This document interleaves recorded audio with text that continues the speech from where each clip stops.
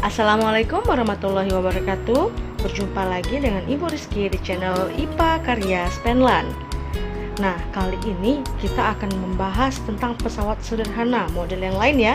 Selain katrol, masih ada pesawat sederhana yang sering sekali kita gunakan, yaitu bidang miring. Nah, Ibu ingin kalian memperhatikan contoh berikut ini. Seandainya dalam situasi terdesak, kalian harus menuju lantai 2. Di depan kalian terdapat dua buah pilihan. Ada tangga yang lurus atau vertikal dan ada tangga yang berbentuk miring. Kira-kira tangga mana yang akan kalian pilih untuk naik ke lantai 2? Ibu yakin sebagian besar pasti akan memilih tangga yang miring. Mengapa demikian? Tanpa kita sadari, ternyata bidang miring ini sudah memberikan beberapa keuntungan bagi kita. Salah satunya adalah mengurangi jumlah gaya atau kuasa yang dibutuhkan untuk memindahkan suatu benda dari tempat yang rendah ke tempat yang lebih tinggi. Nah, gerigi ini merupakan salah satu contoh dari bidang miring. Dengan adanya gerigi ini, mur akan lebih mudah masuk ke bagian dalam benda yang akan kita pasang. Selain itu, contoh lain dari bidang miring dapat kita jumpai di dapur, yaitu penggunaan pisau untuk memotong sayur-sayuran. Nah, tanpa kita sadari, saat kita sedang memotong, pisau yang kita gunakan akan membentuk bidang miring terhadap talenan atau permukaan tempat kita memotong benda tersebut. Nah, dari contoh-contoh ini nanti kita akan belajar bagaimana cara menghitung keuntungan mekanisnya.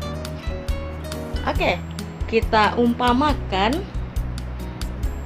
ada sebuah kotak yang harus kita pindahkan dari permukaan bawah sini menuju ke permukaan yang ada di bagian atas. Kita ingin memindahkan kotak ini ke sini.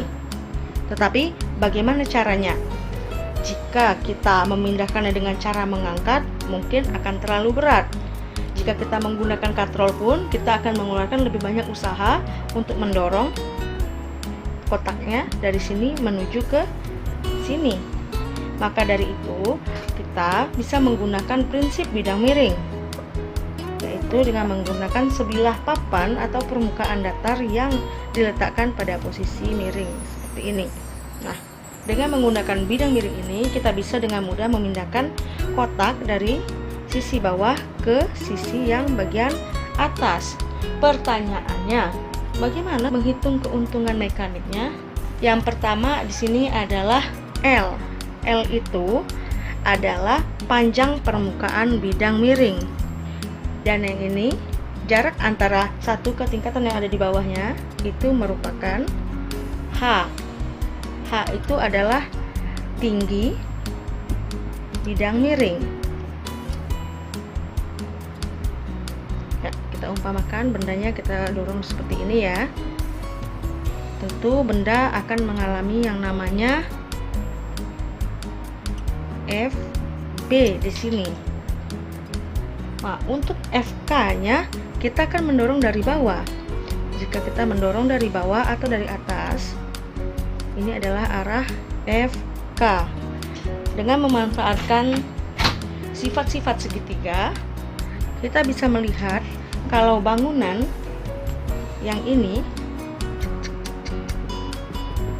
memiliki sifat yang sebangun dengan segitiga yang ini.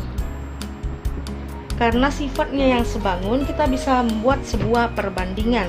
KM sama dengan FB per FK. Kita bisa buat perbandingan di sini. FB merupakan sisi segitiga yang miring. Sisi segitiga yang miring pada bagian ini adalah sebanding dengan L atau panjang bidang. Jadi bisa kita bikin seperti ini. FB itu sama dengan L. Selanjutnya FK merupakan sisi bagian depan. Bagian depan ini sebangun dengan sisi H, sehingga FK kita bisa buat sebagai H.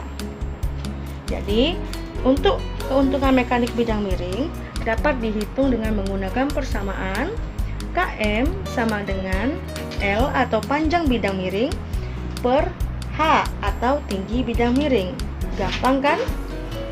Sampai di sini ada yang ingin tanyakan? Jika ada, silahkan komentar di grup kelas kita supaya kita bisa bahas bersama-sama. Sampai di sini, Ibu ucapkan terima kasih. Akhir kata, wassalamualaikum warahmatullahi wabarakatuh. Sampai jumpa lagi.